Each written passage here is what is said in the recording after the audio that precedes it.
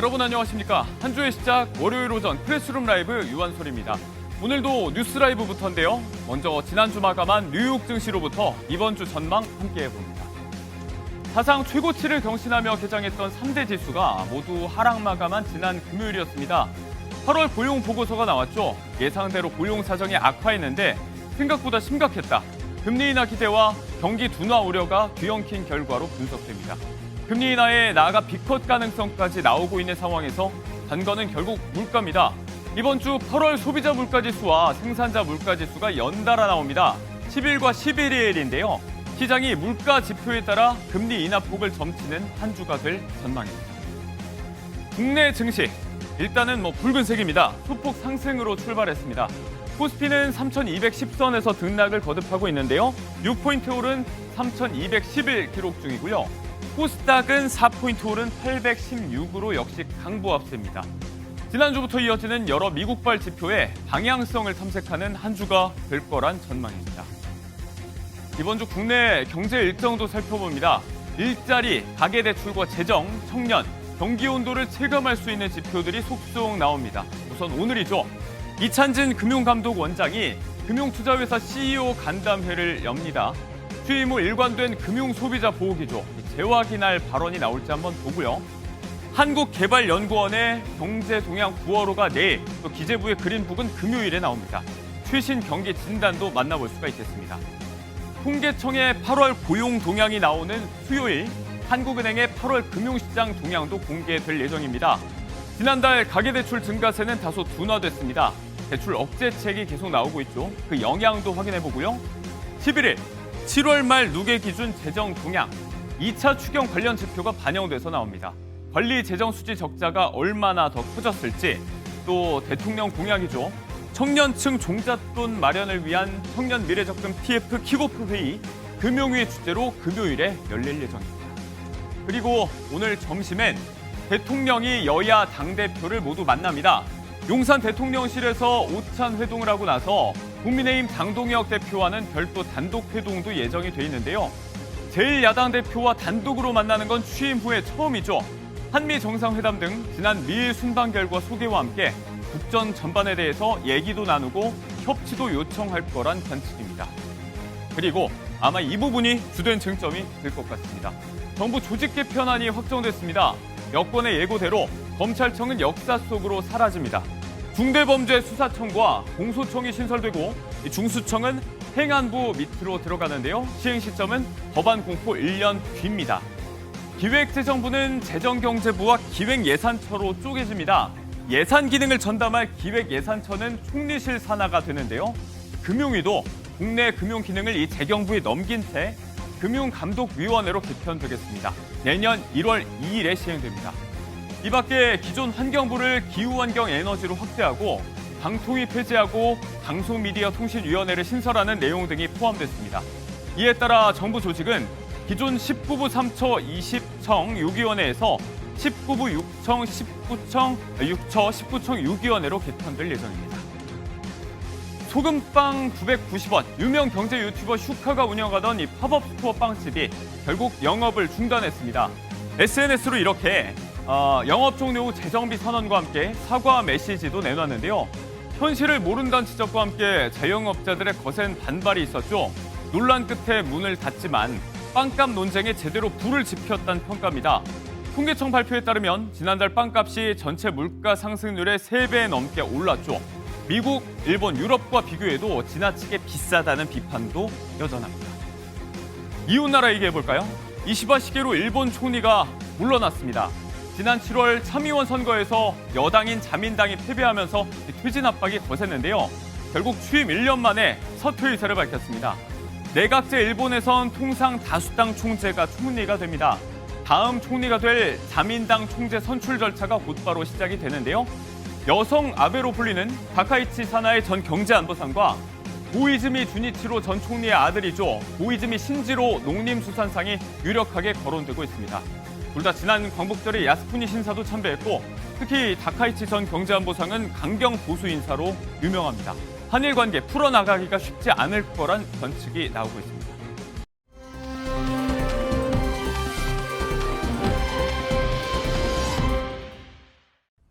네, 이번에 경제 라이브입니다. 경제 뉴스들 전해드리겠습니다. 오늘은 고란 경제 전문 기자 박수호 매경 이코노미 기자 함께했습니다. 어서 오세요. 네, 안녕하세요. 네, 미국부터 가보도록 하겠습니다. 조지아주에 있는 한국 기업의 배터리 공장 건설 현장에서 한국인 300여 명이 구금되는 충격적인 사건이 있었습니다. 물론 지금 석방 교섭은 마무리돼서 이번 주 귀국할 것으로 전해지면서 그나마 다행인 상황이기는 합니다. 네, 우선 이 한국인들이 구금되어 있는 것으로 알려진 이 조지아주 이민 구치소 현장 모습 보시고 오겠습니다. 한국에서 오셨다가 들어가신 거예요? 아니면 여기 사시는데? 원래는 여기 얼마 정도 있다가 가실 계획이었는데? 원래 이달 말에 갈 계획이에요. 이달 말에 LG 엔솔. 어제 들겠어요, 어제. 원래 어제는 11시까지인데 한 9시 40분 됐더니 저렇게 나오더니 오늘도 방문 인원 꽉 찼다고 가라 그러더라고. 어제는 그러면서 일찍 오라 그래가지고 근데도 지금 이렇게 된 거지. 나가래. 자기 세 번째 얘기하는데 더 이상 안 나오면 경찰 부르겠대. 네, 미국 조지아주 구치소, 이민 구치소 현장 모습 보셨습니다. 면담을 원하는 가족들의 발길이 이어지고 있는데 어린아이의 모습도 보였어요. 네, 아마 아빠를 만나러 온 어린애 같은데요. 지금 현재 쇠사슬로 이게 손과 발이 묶여 채 끌려 나가는 거 아마 영상 많이 보셨을 것 같아요. 한국인 300여 명 조지아주 폭스턴에 있는 민간 교정 시설에 구금돼 있습니다. 그런데 이 시설이요, 네. 미국 정부 감사에서조차 열악하고 비위생적이다라는 지적을 여러 차례 받아온 곳입니다. 이미 최대 수용 인원 초과한 것으로 알려졌고요. 네. 수용자에 대한 비인간적인 대우, 인권 문제가 끊임없이 제기되던 곳에 우리나라 300여 명이 사실 범법 행위를 한 것도 아니잖아요. 네. 그런데도 있는 모습이 조금 안타깝습니다. 네, 이 구금된 한국 근로자들의 안전, 건강 이게 좀 우려되는 상황인데요. 내부 상황에 대해서 워싱턴 총영사 목소리 들어보시겠습니다. 아니 근데 우리 영사면담 1차적으로 다 마쳤고요. 저 수감자들의 지금 상태나 심리적 상태는 좀 어떤가요? 뭐 저기 다들 제가 일견 뵙기에 뭐 다들 이렇게 이제 모여 계시는데 식당에서 제가 단체를 봤는데 다들 잘 계시고요. 다들 잘 계시고요. 네, 그래서 이제 원칙적으로는 이제 개별적으로 뭐 이렇게 밖으로 나온다든지 뭐 그런 상황은 아닌 걸로 제가 이제 보여드려요. 협력업체 직원 한 명이 쓰러져서 병원으로 이송했다고. 개인적으로 건강성에 그 불편함이 있으신 분들은 그 의사 진단, 의약품까지 다 처방받은 거 다 확인했고 또 필요한 물품, 약품도 제가 전달해 드렸습니다. 지금은 문제가 없습니다. 네, 건강 상태나 이 심리적 상태 모두 다 조금 안 좋을 네네. 것 같아요. 일단 뭐 여기에 열악한 시설에 대해서는 여러 언론을 통해서 나오고 있는데 뭐 바퀴벌레가 나온다 뭐 이런 이야기부터 시작하는데 무엇보다도 일단 전체의 한정된 인원을 수용할 수밖에 없는데 여기에 지금 오버돼 있다. 이런 부분들이 가장 좀 심각한 부분이고요. 여기에 대해서 이제 우리 정부도 굉장히 많이 지금 항의를 하고 있고 또 총영사가 지금 이야기하듯이 이번에 이제 수요일까지는 어쨌든 전 세계를 띄워서 데리고 오겠다 이런 이야기까지는 하고 있지만 그래도 깜짝 놀라고 또 주변의 가족들이나 친지들이 얼마나 걱정 많이 하겠습니까? 이런 부분들은 적극적으로 좀 정부가 계속 대응해 나가야 될 것 같습니다. 일단 석방 교섭 자체는 일단락된 상황입니다. 아까 말씀드린 대로 전세기를 띄워서 이번 주 중으로 귀국을 할 예정이라고 알려지고 있는데요. 관련 발언 한번 들어보시겠습니다.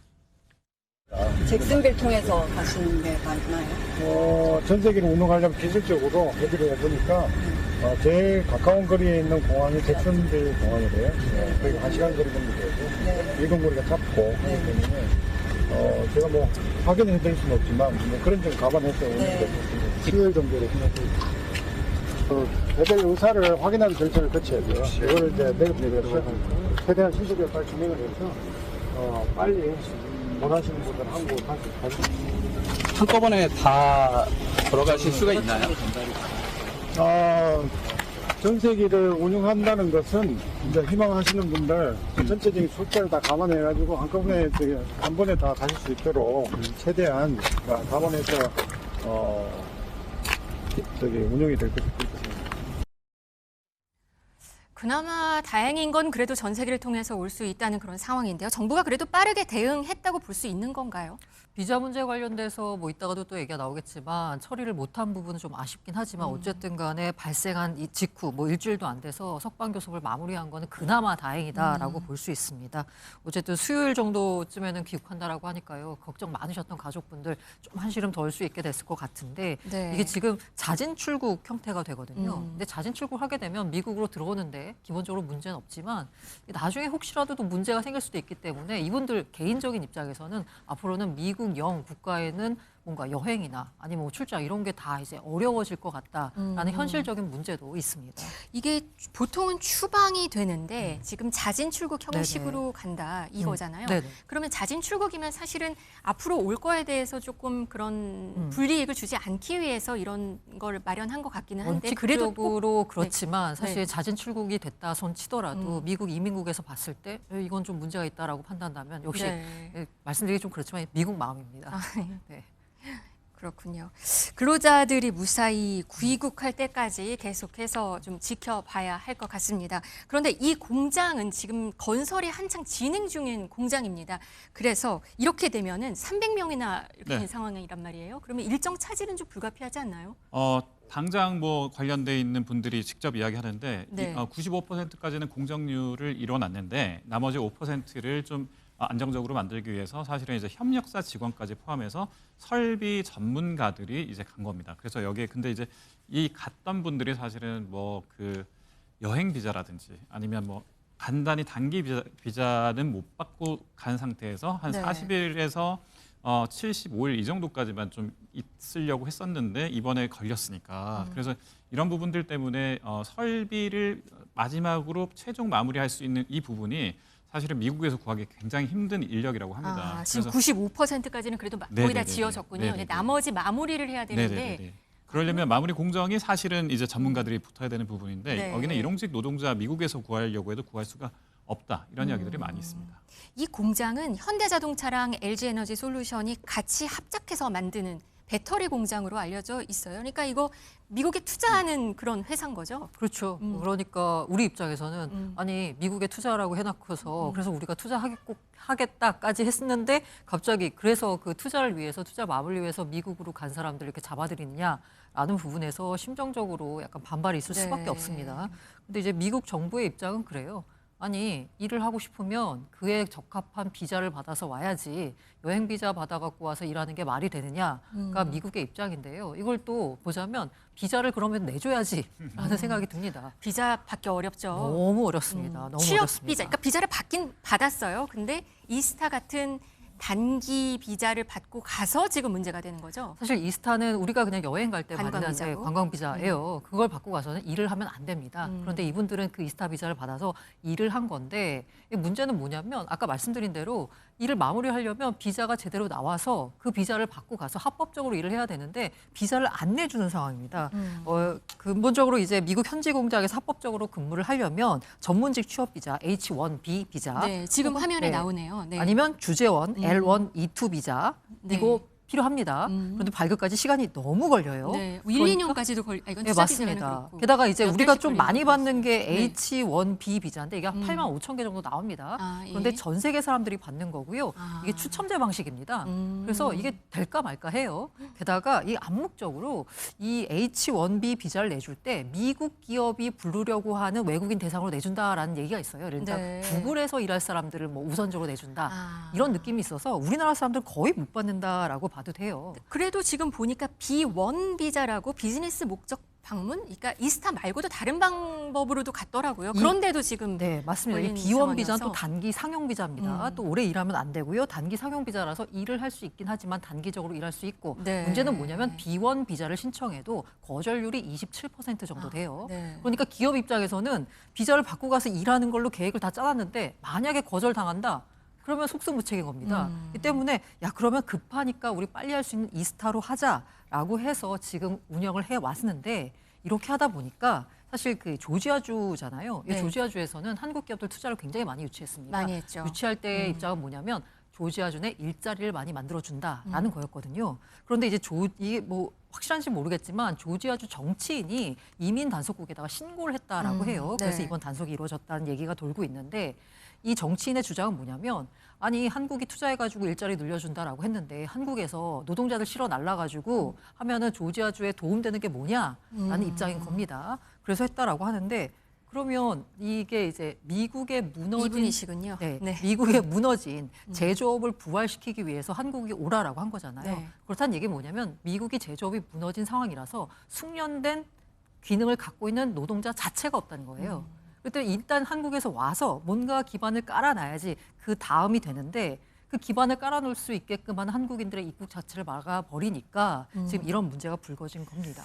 미국에 지금 생산 시설을 짓고 있는 다른 기업들도 여러 군데가 있는데요. 다른 한국 기업들도 지금 비상이겠어요. 그렇죠. 일단 뭐 파운드리로 해서 그 텍사스주에 삼성전자가 지금 짓고 있는 게 한 네. 45조 원 정도 됩니다. 그 밖에도 뭐 한 전체로 보면 22곳 정도 네, 되고요. 지금 지도가 네네. 나오네요. 지금 네. 미국 전역 곳곳에서 신설, 증설 공장이 20곳 이상이라고. 그렇습니다. 네. 그 22곳이 지금 집계가 되는데 이러면 거의 뭐 우리는 100조 원을 지금 바이든 정부 때부터 시작해서 지금 쏟아붓고 있는데 이런 거에 비하면 이제 우리는 그쪽에 일자리를 만들어주러 갔는데 거기서는 지금 이렇게 이민 단속국에서 나와서 자꾸 쥐잡듯이 잡는다.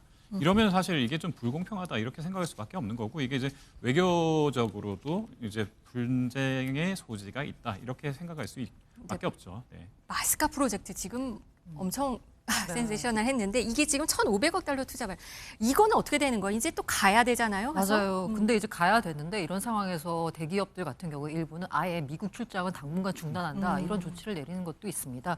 어쨌든 초반에 이렇게 뭔가 공장 세팅을 하거나 아니면 막판에 최종적으로 기술적으로 고도의 완성도를 원하는 작업을 필요할 때는 국내에 있는 숙련된 노동자가 갈 수밖에 없습니다. 네. 그런데 이걸 막아버린다고 하니까 당연히 뭔가 차질을 빚지 않을까라는 부분이 우려가 되고 있고요. 네. 그리고 제가 이제 개인적으로 제 이제 친척 가운데 NG 엔솔에 다니신 분이 계셔가지고 네. 좀 걱정이 돼서 전화를 드렸어요. 네. 실제로 과거에 이스타 비자로 가서 많이 이제 일을 하셨던 분이거든요. 다행히 본인은 이번에 가지 않았고, 근데 이렇게 했던 일이 드디어 터질 게 터졌다 약간 이런 반응이더라고요. 실제로 예고가 됐던 건가요? 실제로 기사를 찾아보니까 네. 이게 관행적으로 워낙 비자가 안 나오다 보니까 이스타 비자를 통해서 많이 일을 했고 실제로 그게 미국에서 가장 우려하는 불법 취업이 되는 거거든요. 이미 2020년 6월 이때도 트럼프 일기였죠. 네. 그 기사가 많이 화제가 되진 않았는데 당시에도 SK 이노베이션이 조지아주에다 공장을 짓는데 현지에서 불법적으로 일하던 33명이 추방됐다라는 기사가 이미 나온 적이 있습니다. 네. 그러니까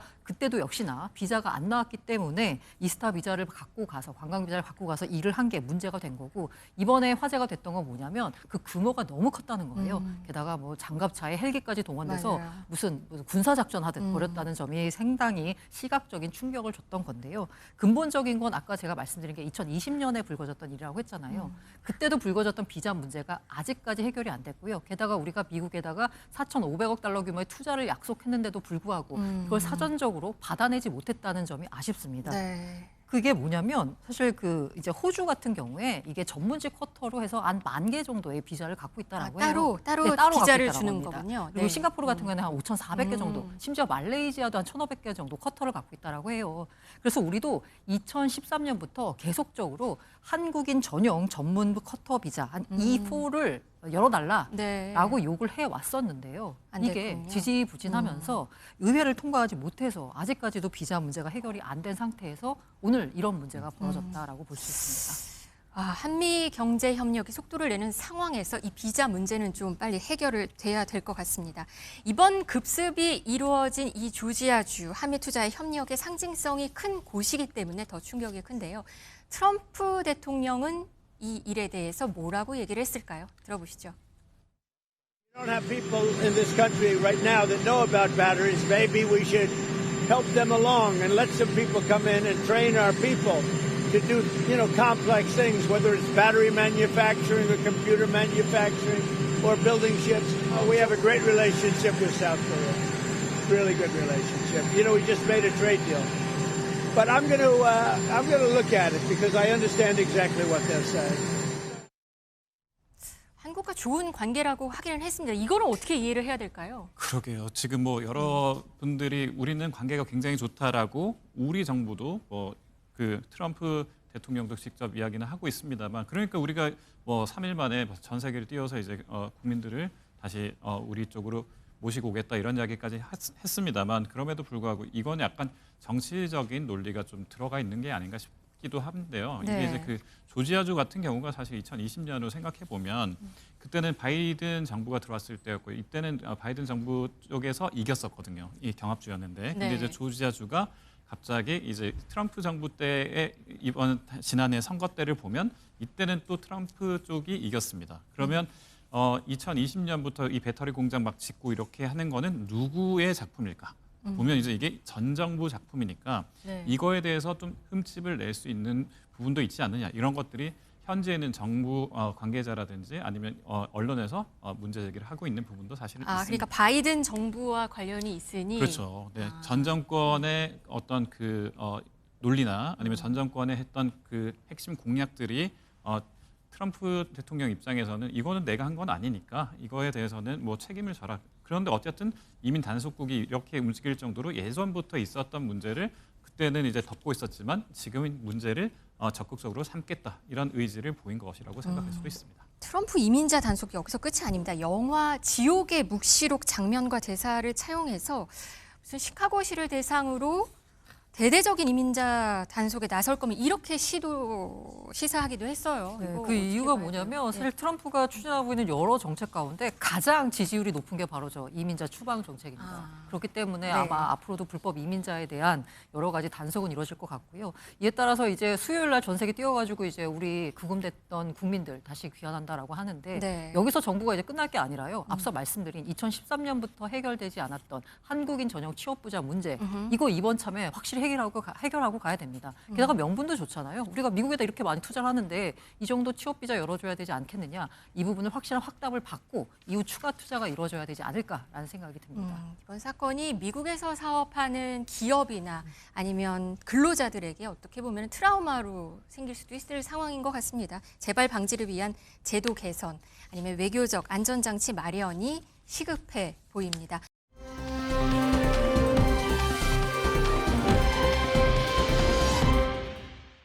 네, 이재명 정부 부동산 공급 대책이 처음 나왔습니다. 오늘 프레스룸 라이브에서는 이 대통령의 부동산 책사로 이번 공급 대책의 초기부터 설계를 주도적으로 이끌어온 이상경 국토교통부 제1차관 모셨습니다. 어서 오세요. 네, 안녕하십니까. 안녕하세요. 반갑습니다. 네. 공급 대책이 나왔습니다. 네. 드디어 수도권에서 2030년까지 145만 호를 공급한다는 거고, 이 숫자를 봤더니 매년 27만 가구씩, 그러니까 매년 1기 신도시만큼의 집을 짓겠다. 이 말인가요? 네, 맞습니다. 그 숫자가 135만 호입니다. 그러니까 135그러니까 잘 안 와닿았는데 네. 그 1기 신도시만큼이다라고 하니까 규모가 큰 것 같아요. 이게 어떻게 가능한 거죠? 그러니까 1기 신도시가 분당 신도시가 10만 세대 정도라 보시면 됩니다. 네. 27만 세대라는 게 어느 정도인지 감이 오실 것 같고, 그리고 이거를 하기 위해서 저희가 기본적으로 공공의 기능과 역량을 강화하려고 하고 있습니다. 네. 아시다시피 이제 민간의 경우는 경기나 사업성 등에 따라서 이제 공급이 좀 예측이 쉽지가 않습니다. 지금 또 굉장히 공급이 줄어 있는 상태고, 그래서 이 부분을 타개하려고 저희가 공공분의 역량을 강화해서 이제 공급을 하려고 하고 있고, 네. 또 앞서 말했던 이제 135만 호 그리고 연평균 27만 호는 정확하게 착공 기준입니다. 착공 기준이라는 건 지난 정부에서는 이제 인허가 기준이었는데 인허가 기준은 이제 착공과는 약간 그 실제 거리가 있는 숫자입니다. 그러니까 더 빨리 진짜 만들겠다는 네, 예. 말이시군요. 착공, 그러니까 공사를 네. 시작하는 거. 네네. 네. 그러면서 저희가 이번에 장점 있는 게 민주당이 여당으로서 국회 다수당을 점하고 있기 때문에 네. 지난 정부에서 하지 못했던 입법 과정이 훨씬 수월하게 될 거로 기대하고 있습니다. 그럴 경우에 이제 지난 정부에서는 주로 시행령이나 시행규칙 같은 부분을 위주로 했다면 저희는 좀 더 강력한 입법화가 특례법 같은 걸 만들 수 있죠. 그냥 바로바로 시행할 수 있게 네, 예. 하겠다. 네. 법을 만들면 네, 네. 제도가 바로 정착될 수 있게 움직이겠다 네, 예. 이러시는 거군요. 이번 말씀하신 대로 이번 대책을 보면 LH, 그러니까 한국토지주택공사 등장을 해요. 그러니까 네. 직접 시행을 하겠다는 게 눈길을 끄는데 네, 네. 그러면 건설사에 땅을 파는 것만 하지 않고 직접 시행하겠다. 이거는 어떤 의미가 있는 건가요? 그러니까 LH가 직접 시행한다라는 것은 우리가 아파트를 시행을 한다는 이야기입니다. 그 말의 의미는 그동안 이제 LH가 주택 용지를 만들어서 그 용지를 시행사에게 팔게 되면 시행사가 이제 시공을 담당하는 구조로 네. 돼 있었는데 그 부분을 LH가 시행사에게 용지를 팔지 않고 직접 시공을 이제 담당을 하게 된다는 겁니다. 시행을 담당하게 된다는 겁니다. 그 경우 이제 LH는 도급형 민간 참여 방식이라는 사업 방식을 쓰게 되는데 이 방식은 이제 그 시공에 참여하는 시공사가 공사비를 먼저 조달하고 이후에 이제 LH가 분양을 해서 대금이 들어오거나 임대료가 들어오게 되면 그걸로 후정산하는 방식입니다. 그래서 생각보다 LH가 많은 이제 뭐 자금을 투입할 필요는 없는 방식이라 볼 수 있습니다. 자금도 많이, 그러니까 어차피 건설사가 예, 예. 공사를 하니까. 네, 그 공사 말이군요. 후에 자기가 돈을 들여서 공사하고 그 이후에 LH가 분양이 되면 그걸로 후정산하는 그런 개념입니다. 네. 그러면 장점은 뭐예요? LH가 직접 해서 장점. LH가 직접 시행을 하게 되면 무엇보다도 앞서 말했듯이 속도를 적게 할 빠르게. 수가 있습니다. 그리고 네. 그 계획했던 속도만큼 맞출 수가 있고 또 분양 가격도 분양가 상한제 있지만은 공공이 할 경우는 일반적으로 분양가가 민간 분양가 상한제보다 약간 낮게 책정될 수 있습니다. 가격도 내려갈 수 예, 있고 뭐, 빨리 되고 예, 그 예, 두 가지는요. 예, 그 장점이 있습니다. 그런데 소비자들 사실 LH 주택 그렇게 좋아하진 않거든요. 사실 민간 건설사 아파트를 사실 더 좋아하고 사실 지난번에 하자도 있었었고 네, 네. 그래서 좀 걱정되는 부분도 있는데 그걸 어떻게 해결하실 계획이세요? 그러니까 그 도급형 민간 참여 아파트 자체가 말 그대로 이제 시공사가 건설회사가 됩니다. 그 경우 이제 아파트 설계를 하고 또 브랜드를 사용을 할 수 있게 됩니다. 그러니까 민간 건설사가 브랜드를 예, 쓴다. 예. 그러니까 LH 아파트가 아니고. 예, 맞습니다. 그래서 네. 입주자들은 그 아파트가 LH 아파트라는 걸 거의 모르게 되기 때문에 네. 실제로 이제 민간이 시공한 아파트, 시행한 아파트와 같은 이제 그 느낌으로 다가올 수 있고, 그리고 LH가 그 이후에 굉장히 내용적으로 이제 품질 관리에 힘쓰고 있습니다. 그래서 예전에 예, 이후로요. 그- 하자 사건 이후로. 예. 그래서 네. LH가 만약에 그런 이제 그 시공 관리를 이제 시행사로 하게 되면 훨씬 더 강화된 그 방식으로 시공을 관리할 거기 때문에 양질의 주택이 공급될 수 있다고 그러니까 기대할 수 가장 있습니다. 걱정되는 거예요. 품질이 저하되는 문제가 있지 않을까. 네. 이 부분에 대한 답은? 그러니까 제가 한마디로 말하면 정부도 힘쓰고 LH도 힘써서 그럴 일은 없을 거다 이렇게 말씀드리겠습니다. LH가 이렇게 전체 시공을 하더라도 품질 면에 있어서는 네, 거의 민간 건설사가 짓는 네, 거. 예, 실제로 그렇게 될 거로 기대하고 또 그렇게 하도록 하겠습니다. 그리고 또 시청자들이 궁금해하는 거는 이렇게 공급을 많이 한다고 해요. 그러면 어디에 얼마나 지어지는지도 좀 궁금하거든요. 일단 내가 어느 동네에 집을 앞으로 살 수 있을까 네. 이런 고민을 하게 되거든요. 네. 우선 3기 신도시 일정이 빨라진다고 들었어요. 네, 그 3기 신도시가 사실은 이제 그동안 보면 이제 보상 단계는 어느 정도 마쳤습니다. 5개 네. 지구. 우리가 알고 있는 대표적인 창릉이라든지 왕숙 같은 경우. 근데 이제 그동안 지난 정부에서는 보상도 제대로 되지 않았기 때문에 사실 착공한 단지가 이제 계양 정도밖에 없었는데 이번에 거의 보상이 완료되었기 때문에 5개 지구에서도 거의 물량이 나올 거로 기대하고 있고, 그리고 광명시형 같은 경우도 원래 31년 이후에 착공할 거로 돼 있었는데 저희가 좀 일정을 당기면 30년 정도는 가능하지 않을까 그렇게 보고 있습니다. 그럼 한 2년씩 정도 네, 2년 빨라지는 정도 건? 당겨지고 그거는 이제 방식은 지구 지정하고 지구계획 승인 절차를 통합한다든지 아니면 이제 용지 보상 방식을 좀 더 빠르게 할 수 있는 방법으로 바꾼다든지 뭐 그런 식으로 해서 당길 수 있다고 저는 보고 있습니다. 또 하나 그 대책 나온 것 중에 보니까 도심의 유휴부지, 네. 그다음에 노후 공공청사 활용, 이게 사실 눈에 띄어요. 네. 서울이고 도심이고 그리고 사람들의 관심이 높거든요. 네. 이거는 지금 어떻게 되는 건가요? 서울의 도심 유휴부지라고 사실 아시는 분이 많은데 이번에 핵심 부지 중에 하나가 그 임대주택입니다. 공공임대주택, 노후공공임대주택인데 네. 이게 아시겠지만 강남 같은 경우는 수서지구에 3,000세대 정도가 있고 강서에 또 아시지만 가양동에 이제 또 3,000세대 이상이 있습니다. 그러니까 지금 말씀하신 건 노후 임대주택을 재건축하는 네, 거예요. 그 부분도 있고 네. 앞서 앵커께서 말씀하신 네. 이제 노후 유휴부지 예를 들어서 노후 유휴부지 같은 경우는 성대 야구장이라든지 강남에 가까운 교육개발원 부지가 있습니다. 네. 그런 부지들이 이제 마찬가지로 개발되기 때문에 생각보다 도심의 요지에 많은 물량이 저희는 나올 거라고 지금 보고 있습니다. 저희 방금 화면에 지도 잠깐 나왔었는데요. 다시 네. 한번 보실까요? 네, 지금 네. 보면 유휴부지인 네. 거네요. 도봉구 아까 말씀하신 성균관의 야구장, 네, 맞습니다. 그리고 강서구청, 서초, 송파 이런 데 있으니까 사람들이 관심 많이 가질 부지에 근데 가구 수가 많지는 않네요. 그거는 이제 4,000호 정도 될 거라고 기대하고 네. 있고요. 지금 화면에 나오듯이 노후 공공청사가 있습니다. 기재부가 얼마 전에 이제 발표한 부지가 네. 한 35,000호 정도로 갈 건데 이거 말고도 더 있는 거군요. 네, 그러니까 저희가 실제로 이제 공공청사 부지들을 찾아보니까 한 30년까지 28,000호 정도는 이제 공급이 가능하다고 보고 있습니다. 서울 수도권에 그만큼이 가능한. 서울 그러니까 일반적으로 서울 수도권이고 네. 그 유유지 같은 경우는 아까 봤듯이 서울 도심 내고 그 임대주택 같은 경우도 서울과 이제 수도권 이런에 같이 있다고 볼 수 있습니다. 네. 아까 방금 살짝 말씀해 주셨는데 노후 임대주택 재건축 말씀하셨잖아요. 네. 이거는 아까 수서 말씀하셨는데 네. 그러면 수서에 있는 오래된 임대주택을 재건축을 해서 네. 고밀 떨어지겠다. 네, 맞습니다. 용적률을 이제 최대 500%까지도 가능하다고 보고 있지만 네. 그거는 이제 서울시 도시계획에 따라서 또 변동성이 있다 보고 네. 그 기존에 있던 임대주택 물량에다가 추가로 임대도 하고 그리고 분양도 가능하면 해서 일종의 소셜 믹스 단지 형태가 되지 않을까. 그렇게 그러면 보고 지금 있습니다. 나오는 이 지도에 있는 곳들이겠네요. 예를 들면. 예, 예. 수서나 그러면 다양 뭐. 네, 그러면 여기 있는 기존에 있는 임대주택을 다시 재건축을 해서 네. 더 높이 짓고 더 많이 짓고 거기에 분양 아파트랑 임대 아파트를 좀 같이 짓겠다는 네, 말씀이신 예. 거죠? 그렇게, 소셜 그렇게 믹스 보시면 될 것 같습니다. 얘기하셨으니까. 네. 관심은 많겠네요. 그런데 사실은 이 유휴부지나 노후청사 같은 경우는 과거에도 얘기는 좀 있었어요. 그런데 이게 잘 안 됐던 이유가 있었거든요. 이번엔 잘 될 것인가? 네.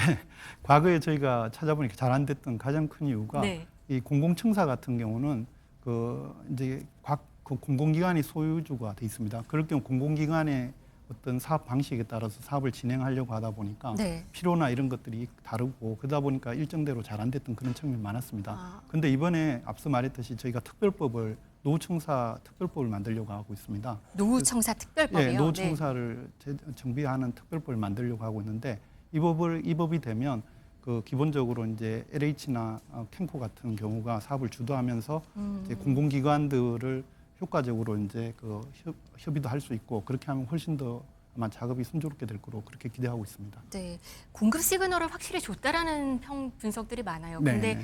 또 서울 강남 같은 이런 곳에 대한 거는 건드리지 못했다. 그거 어떻게 되는 거냐. 이러다 지금 집값이 오르는 주범이 그 일부 지역이었는데 또 다시 어떤 문제가 생기는 거 아니냐 하고 또 의심, 또 우려 섞인 목소리도 또 나오거든요. 앞서 말씀드렸듯이 강남 근처에 있는 수서라든지 교육개발원 같은 부지 뭐 이런 부지들이 사실은 강남에도 공급되고 있고 공급될 네. 예정이고 그리고 저희가 도심 공공 도심 복합 사업이라고 해서 문정부 때 만들었던 사업을 이번에 그 용적률을 1.4배까지 준다든지 하는 방식 1.4배요? 예, 예. 그런 방식으로 해서 네, 도심에요? 예, 네. 그 대부분 강북이라든지 한강벨트 바깥쪽에도 있고 한강벨트에도 있는데 이런 네. 사업들에게 공공이 주도하는 인센티브를 줘서 신속하게 이제 사업을 추진하려고 하고 있습니다. 그 말은 용적률을 더 높이 네, 많이 줘서 다른 맞습니다. 또 뭘 만드신다는 예, 예를 들어서 네. 이제 기존의 사업이 잘 안 됐었는데 네. 저층주거지 같은 경우 그 경우도 이제 용적률을 약 한 1.4배까지 할 수 있도록 허용을 해주면 이제 많이 사업성이 좋아질 거고 그 경우 이제 많이 공급될 거로 보고 있습니다. 그래서 저희가 이제 제가 잠깐 그 설명을 드린 이유가 앞서 말씀하셨듯이 주로 강남이라든지 이런 지역에서의 주택 수요 부분이 강하게 작동하고 있고 그게 이제 집값을 이제 올려서 주변에 네. 이제 한강벨트로 퍼졌다고 많이 보고 있는데 저희가 이제 강남 집값은 앞서 말했듯이 이제 노후 공공임대주택 재건축 등을 통해서 일정 정도 공급을 하고 그 주변 지역에 대해서는 공공 정비 사업이나 또 이런 그 공공이 중심이 된 도심 복합 개발 사업 등을 통해서 대량의 이제 정비 사업 물량을 공급할 겁니다. 그러고 이제 상기 신도시가 아시다시피 서울 인근에 인접해 있지 네네, 않습니까? 네. 그렇게 되면 이제 그 가격대가 충분히 이제 한강벨트 바깥쪽 지역에 거의 비슷한 가격대를 저희가 컨트롤할 수 있다고 보고 있습니다. 그래서 이제 네. 밖으로 확산되는 건 막지 않을까 그렇게 보고 있습니다. 재개발 재건축은 어떻게 되는 거예요? 좀 빨리 해주나요? 지금 예, 예. 전 정부 정책과 맞물려서 어떻게 될까 걱정하시는 분도 있거든요. 그 정비 사업은 당연히 이제 그 승인 속도를 빠르게 하기 위해서 저희가 각종 이제 승인 절차와 관리 처분 계획에서 관계된 절차를 좀 당겨주려고 하고 있습니다. 저희가 한 3년 정도 아마 단축될 거로 재개발 재건축 그 프로세스도 3년 정도 빨라질 예, 거라고 빨라질 보시는 거라고 거군요. 보고 있습니다. 저희가 법률 개정을 하고 그렇게 하면은. 네. 그러면 서울 전체가 다 그럴까요? 예, 아니면 예. 지금 일기 신도시 얘기 나오는 그 일기 신도시는 다른 노후도시 특별법이 네. 있기 때문에 그 법에 근거해서 그동안은 보면 공모 방식으로 이제 사업을 진행을 했습니다. 네. 그런데 이번에 저희가 주민 제한 방식으로 해서 정비 계획을 직접 제안하고 구역도 제한하는 방식으로 전환하려고 합니다. 그 경우는 이제 1기 신도시 전체 물량이 있어도 그 이주 수요를 충분히 커버할 수 있는 도시들 같은 경우는 그 속도가 실질적으로 빨라지는 효과가 있을 것 같습니다. 그럼 방금 말씀하신 재개발, 재건축 빨리 한다는 건 서울 도심의 일반적인 재건축을 말씀하시는 그것도 당연히 3년을 빨라지고 빨라질 수 1기 있게. 신도시도 주민 제한 방식으로 바꾸면 훨씬 더 빨라질 거라고 그렇게 보고 있습니다. 알겠습니다. 네. 이번 대책으로 집값 마지막으로 잡을 수 있을까요? 예, 저는 뭐 충분히 가능하다 보고 있고 저희가 이번에 발표를 하면서 금융위의 협조를 얻어서 뭐 아시다시피 LTV 규제라든지 각종 금융 규제를 이번에 수요 대책으로 같이 발표를 했습니다. 맞아요. 네. 그래서 저희 공급이 도심에서 충분히 작동하고 그런 수요 대책이 어느 정도 역할을 한다 그러면 충분히 이제 주택 가격은 통제가 가능하지 않을까 그렇게 보고 있습니다. 알겠습니다. 네. 지금까지 97 부동산 공급 대책 이야기 나눠봤습니다. 이상경 국토교통부 제1차관이었습니다. 네, 감사합니다. 고맙습니다. 네, 감사합니다.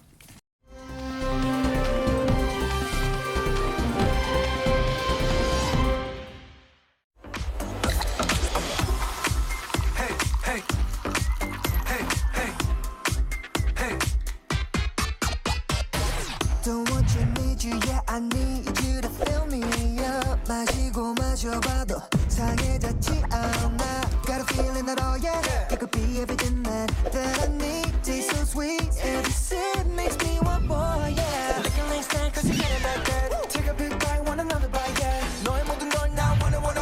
너 말고 모두 원해. When you're in my arms, I hold you so tight, so tight. Can't let go, no, not tonight. 지금 당장 날 다시 간 없잖아. 넌 내 거야 이미 알고 있잖아. 'Cause I need you to need me. I'm empty, feeling so refreshing. My little soda pop, you're all I can think of. Every cup I drink up, you're my soda pop, my little soda pop. Pull me down, you're so hot. Pull me up, I won't stop.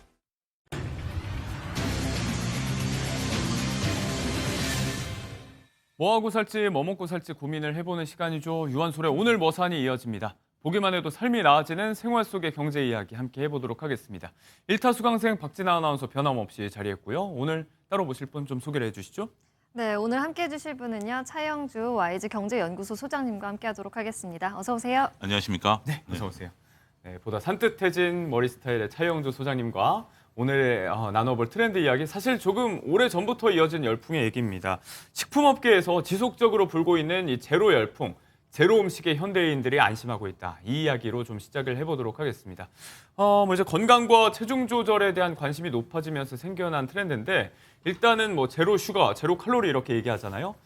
명확히 정의를 좀 할 필요가 있을 것 같아요. 아예 설탕이 안 들어가고 아예 칼로리가 없는 식품들일까요? 그렇지는 않습니다. 우리 식품의약품안전처에 따르면 100ml당 열량이 4kg 이하, 그다음에 이제 미만이고 킬로칼로리 미만이요. 그다음에 이제 당류 같은 경우 0.5g 미만일 경우에는 예. 우리가 제로 칼로리라든지 제로 슈가라는 용어를 사용할 수 있도록 식품의약품안전처가 이제 얘기하고 있다라는 거. 그러니까 말씀하신 것처럼 전혀 없는 것은 아닙니다. 네. 제가 이제 긴 머리를 오늘 바싹 쳤는데요. 네. 머리가 남아 있죠. 이런 상태 이렇게 좀 생각하시면 될 것 같아요.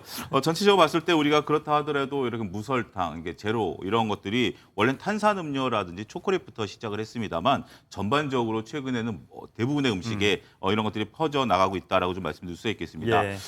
일부 시청자분들께서는 그러실 거예요. 설탕이 안 들어갔는데 어떻게 단맛이 나라고 생각하실 수 있긴 하겠습니다만 아스타팜 수크랄로스 같은 인공 감미료가 네. 전반적으로 이런 설탕을 대체하고 있다. 이렇게 설명이 가능하겠습니다. 제로 칼로리라고 해도 이제 칼로리가 아예 없는 것은 아니다. 다만 극히 적게 들어있고 그 기준치 미만이다.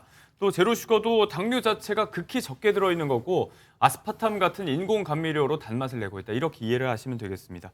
말씀하신 대로 이제 제로 콜라와 같은 음료에서부터 먼저 제로 열풍이 불기 시작했는데, 이제는 음료 시장에선 정말 다양한 제로 상품으로 좀 확산이 되고 있는 것 같아요. 예, 그렇습니다. 우리가 콜라 사이다에 이어서 이제 이온 음료라든지 아니면 레몬 아이스티, 그다음에 저당 두유도 있습니다. 그렇기 때문에 선택의 폭이 넓어졌다라고 좀 말씀을 드릴 수가 있겠습니다. 그렇다면 우리가 실질적으로 특정 제품이 이런 칼로리가 아니라 제로라든지 예. 저당이 들어가는 게 아니라 인기 상품에서 이런 것들이 나타나는 것이 네. 중요하지 않겠습니까? 예. 우리가 이제 비사 제품인데 바나나 맛 우유 상당히 네네네. 많은 분들이 즐기시죠. 목욕탕 갔다 오면 바로 먹어요. 바로 먹어야죠. 그런 부분들인데 목욕탕 안에서도 맛있습니다. 아, 그래요? 일단 무가당으로 이것이 출시됐다라고 좀 말씀드릴 수 있겠고 여기에 또 설탕이 들어가지 않는 우유, 딸기 초코. 특히 이제 딸기 초코는 좀 단맛이 좀 강하다라는 맞아요. 생각이 있는데 여기에 이제 무가당이 들어갔다라고 좀 말씀을 좀 드릴 수가 있겠죠. 예.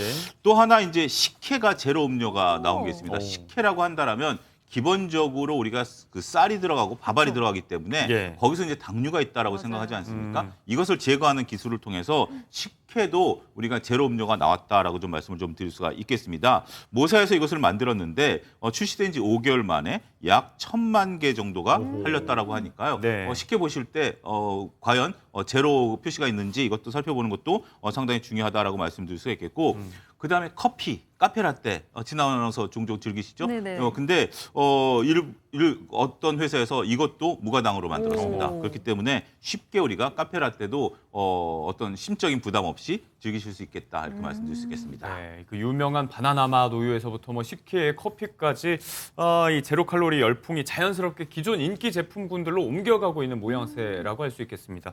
자연스럽게 이제 좀 제로 음료 자체의 음료 시장에서 차지하는 비중도 좀 많이 높아졌을 것 같아요. 예, 한국소비자원에 따르면 우리가 이제 제로 칼로리 탄산음료 시장이 굉장히 이제 급성장하고 있는데요. 예. 2018년에 1,630억 정도 매출이 있었다라면 2023년에는 1조를 넘어섰습니다. 아이고. 그것도 1조 2,780억 정도 나타났다라고 말씀드릴 네. 수 있겠죠.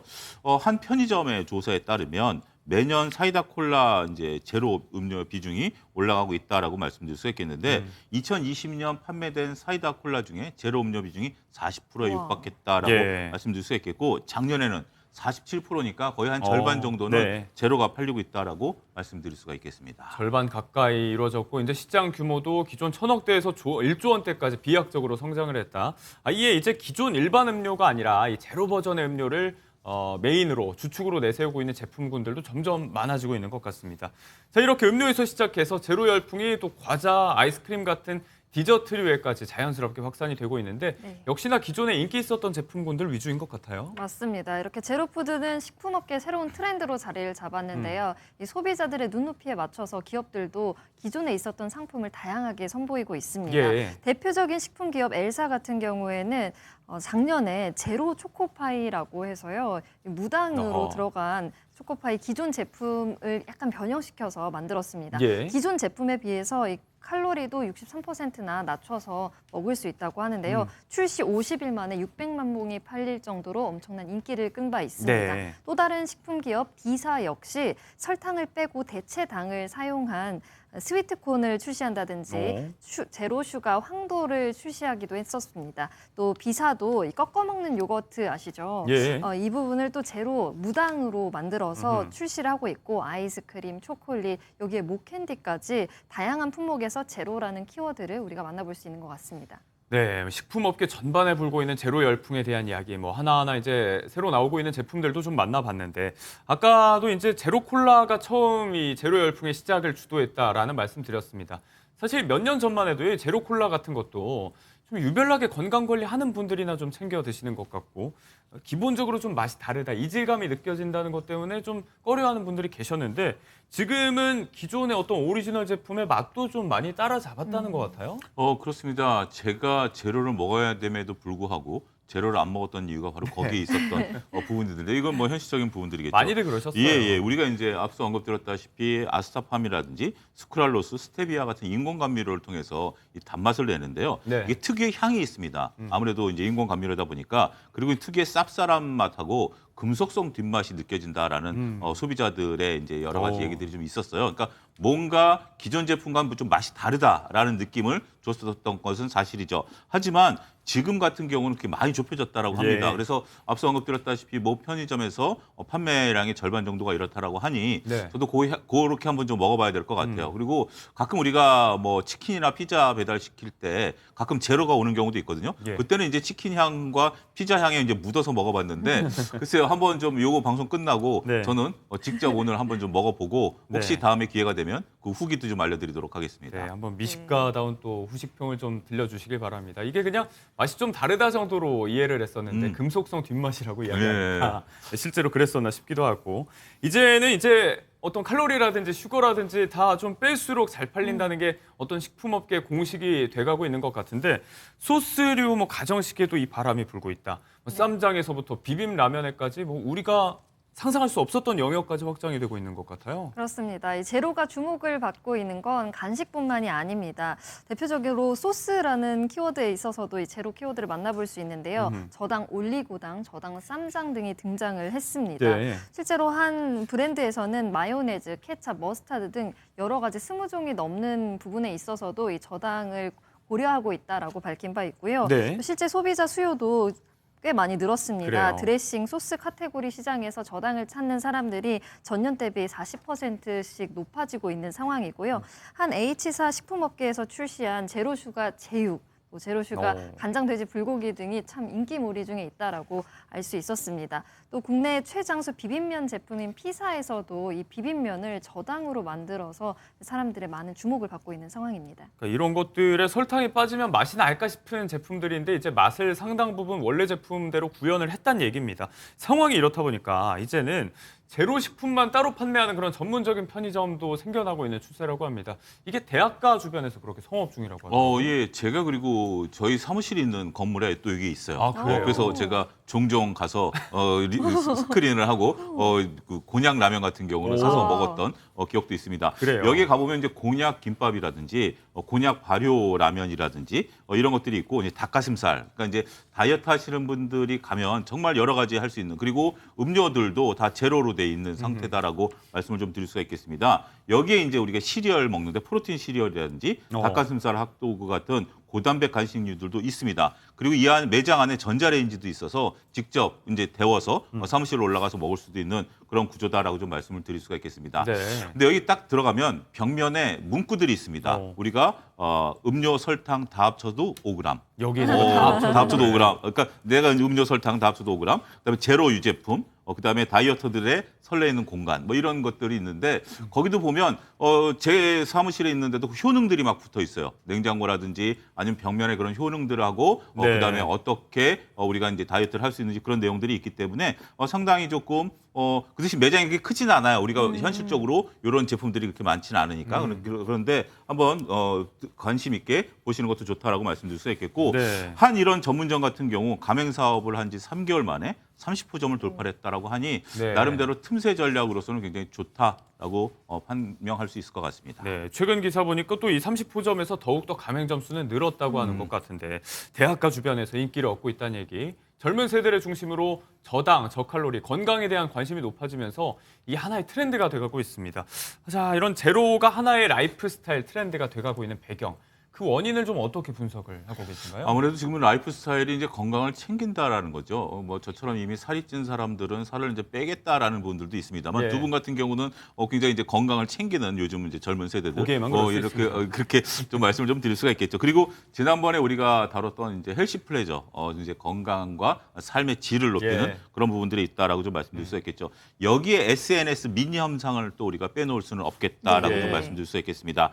자신의 레시피를 소개하는 SNS 영상에 올리고당, 무렵, 꿀 대신에 알룰로스 같은 대체 제품을 사용하면서 나는 이렇게 건강하게 음식을 해먹는다라는 것들을 챌린지 스타일로 이렇게 나타나고 있고 예. 그런 것들을 또 많은 분들이 보고 즐기고 따라한다라는 측면에 있어서 이런 제로 슈가 열풍이 불고 있다라고 봐야 될 것 같습니다. 어다 행다라고 얘기하더라고요. 이제 어차피 다이어트 할 거면 행복하게 하자. 근데 그렇죠. 이 신조어가 나온 것도 이미 몇 년 전 얘기라고 네네네. 합니다. 자, 관리는 하겠다. 그렇지만 먹는 즐거움도 포기 못하겠다. 하나의 트렌드가 돼가고 있는데 이런 트렌드에 따라서 이제 밀가루 식품도요. 사실 좋아하는 분들 굉장히 많이 계신데 몸에 안 좋다는 게 이제 통설로 굳어지고 있다 보니까 이걸 좀 대체할 수 있는 식품들도 많아지고 있는 것 같습니다. 조금 전에 SNS 영향력을 말씀해 주셨지만 이런 트렌드를 제안하는 또 연예인들도 많이 있어요. 그렇습니다. 우리가 흔히들 혈당 스파이크라고 하죠. 이 정제된 밀가루로 만든 면은 깔끔한 맛도 맛이지만 그만큼 이 혈당을 빠르게 끌어올린다는 단점이 있는데요. 이를 방지하기 위해서 밀가루 면 대신 다른 대체 식품을 이용하는 경우가 있습니다. 배우 고소영 씨 같은 경우에는요, 건강 관리를 위해서 면 요리를 할 때는 밀가루 면이 아닌 타로 면을 사용한다고 합니다. 타로라고 해서요. 고대 곡물로 만든 건데요. 밀에 비해서 식이섬유는 2~3배 높고 또 단백질 함량도 높다는 연구 결과가 있습니다. 예. 그래서 타로 면을 사용해서 면 요리를 주로 한다고 알려져 있고요. 배우 손예진 씨 또한 미역면이나 전복 또는 꼬시래기 등을 사용해서 밀가루 면 대신 식사를 하는 모습을 SNS에 올려서 화제가 된 바 있습니다. 네. 더운 날에 이렇게 체중 관리하는 연예인들의 모습을 볼 수 있는데 이 밖에도 뭐 두부를 사용한다든지 아니면 곤약면을 사용한다든지 우리가 저당 지수를 생각해서 식단을 예. 관리하는 모습을 볼 수 있습니다. 자, 이렇게 아무리 뭐 간식거리 제한하고 밀가루 대체해서 먹고 제로 음료 마셔도 사실 주식인 쌀밥에 탄수화물, 당류가 많이 함유가 되어 있기 때문에 식사에서부터 뭔가 문제가 생기는 거 아니냐라는 목소리도 꾸준히 있었는데 이런 우려를 떨쳐낼 수 있는 그런 제품도 나왔다고 하더라고요. 저 오늘 처음 알았는데요. 네. 근데 제가 오늘 처음 알았던 것보다 더 놀라운 것은 네. 여기 여성 스태프분들이 많으신데요. 여성 스태프분들이 이미 대부분 다 알고 계셨다라는 점이 젊은 분들이 다 알고 있다라는 예. 것이 더 놀라웠습니다. 어떤 거냐면 우리가 이제 밥솥에다 밥을 하지 않습니까? 두 가지 방식이 있습니다. 하나는 전자레인지를 이용해서 밥을 하는 건데요. 네. 전자레인지를 이용하면 이제 고온의 진기로 당분 함량을 낮춰주는 네. 그런 제품이 있다라고 하고요. 예. 그렇지 않고 일반 밥솥 같은 경우 우리가 이제 내피 외피를 통해서 그 사이에 밥을 찌는 과정에서 우리가 밥물이 생기지 않습니까? 네. 밥물을 흘러내림으로써 우리가 이제 당분을 줄이는 이러한 효과가 있는 그러한 제품도 나왔다라고 하네요. 네. 이 제품은 제가 당장 지금 이제 아내한테 문자를 보내놨는데 어떤 답이 올지 모르겠습니다. 근데 이렇게 된다면 결국 쌀밥의 풍미는 그대로 유지하지만 우리가 이제 앞서도 언급드렸다시피 쌀이 갖고 있는 당류가 있지 않습니까? 네. 이것을 좀 빼준다라고 합니다. 그런데 그렇다고 해서 많이 먹어도 되느냐라는 부분들에 있어서는 역시 좀, 이제 네. 이 밥 안에는 저항성 전분이 포함이 돼 있다라고 하네요. 그러다 보니까 역시 과도하게 섭취는 좀 해서는 안 되긴 하겠습니다만 네. 어느 정도 당류를 줄이는 데는 효과가 있다 이렇게 말씀드릴 수 있겠습니다. 저희가 방송 전에 이 이야기 나누는데 여태까지 했던 그 어떤 주제보다 눈을 반짝이시더라고요. 네, 성공적인 구매 되시길 바라고요. 이거는 실제로 이제 저당 기술이 적용된 제품이고 사실 우리가 이제 맛을 느끼는 건 뇌가 하는 일이니까 그렇죠. 아예 뇌를 속여보자라는 차원의 푸드테크 제품들도 나오고 있습니다. 뭐 물병에서부터 숟가락까지 나오고 있다는데 어떤 제품들인가요? 일단 독일 스타트업 기업에서 나온 에어업이라는 제품이 있습니다. 이게 네. 이제 물에도 이제 여러 가지 성분들이 있는데 이걸 다 빼고 완전히 순수한 이제 물 만드는데 그럼 물 맛이 좀 다르다라고 하네요. 근데 예. 입구에 향기 팝을 통해서 아이고. 물 향기가 나기 때문에 이제 우리가 병에다가 이렇게 물을 마시면 네. 그냥 이 안에 있는 물은 순수한 이제 H2O지만 물 맛이 느껴지는 그런 부분들이 있다라고 합니다. 독일에 선보인 이후에 약 한 8만 개가 한 6주 만에 완판이 되는 네. 그런 모습들이 있다라고 할 수 있고요. 또 제가 이제 관심을 갖는 것은 일본에서 개발된 전기 소금 수저입니다. 우리가 이제 수전에 미세한 전류, 그러니까 네네. 인체에는 해가 되지 않은 전류가 흐르면서 우리가 음식물을 섭취할 때 음식물 속에 있는 그 소금 성분을 확 모아준다라고 하네요. 그러니까 네. 소금이 적은 함량만 하더라도 어느 정도 짠맛이 느껴진다라고 하는데 한 인기 우리나라 유튜버가 실제로 감자를 먹으면서 사용해 보니까 네. 효능이 있었다라고 오. 판명이 났다라고 하네요. 네, 뭐 이런 제품도 나옵니다. 예전에는 뭐 자린고비 이런 것도 생각나실 것 같아요. 밥 숟가락 떠놓고 생선 한번 쳐다보고 이러면 맛 느껴지는 거. 다만 이제 건강을 위한다는 차원인데, 자, 건강을 위해서 제로 저당 식품이 항상 이제 뭐 답이 될 수 있느냐 여기에 대해서는 좀 생각해 볼 필요가 있을 것 같습니다. 일부 대체당 같은 경우는 소화 불능이라든지 장 트러블을 일으키는 경우도 있고. 또 이제 인공감미료가 뇌의 노화를 촉진해서 기억력을 떨어뜨린다는 연구 결과도 나와 있는데 전문가들의 어떤 부작용과 또 다이어트 효능에 대한 이야기도 좀 분분한 상황입니다. 맹신해서는 안 되겠습니다. 네, 이상으로 차영주 소장님과의 이야기 정리해 보도록 하겠습니다. 고맙습니다. 감사합니다.